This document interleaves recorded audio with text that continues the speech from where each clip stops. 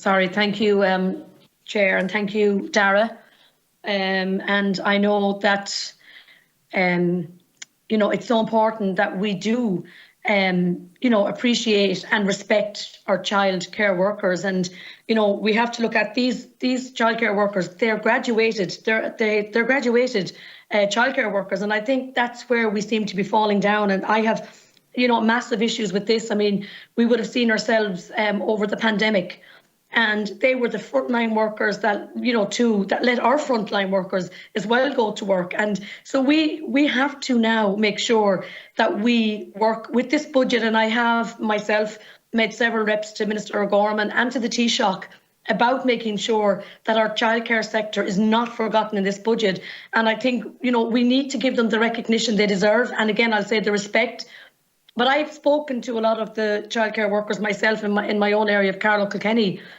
And, it is a worry when you see that they can't get a mortgage because they're not earning enough money. So when they go for particular, whether it's a mortgage or a loan, because of the low pay that they shouldn't be on, that they can't even access a loan. And you know what? It does worry me even there, Dara, when you said about they're leaving the sector. Because if you are a childcare worker or a childcare professional like what we have, it's a dedication. It's a vocation, isn't it? When you're dealing with children and you become close to them, you get attached to them. So it is a vocation, and it's not, again, it's like our own job. It's not just 9 to 5. And even speaking to creche owners that I've met, like the amount of weekend work that they're doing. And I think another area it needs to be looked at is the paperwork. There's so much paperwork now that these professionals are doing that there's a lot of after hour work, there's some weekend work, and I think that's unacceptable. So look, I listened to your contribution, which I felt was excellent. And I believe that we need to make changes.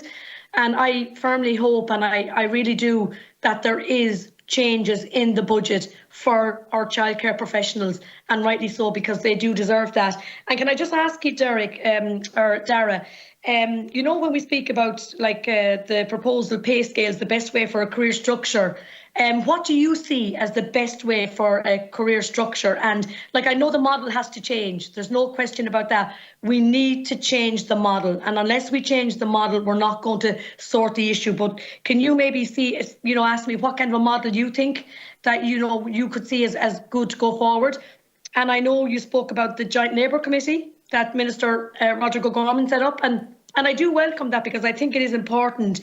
But what do you think of this ongoing? Do you think this is going to be part of the solution? As someone that's working, with our childcare professionals and with the great job that they're doing. And look, we all know I'm a granny, and my own daughters are both frontline workers.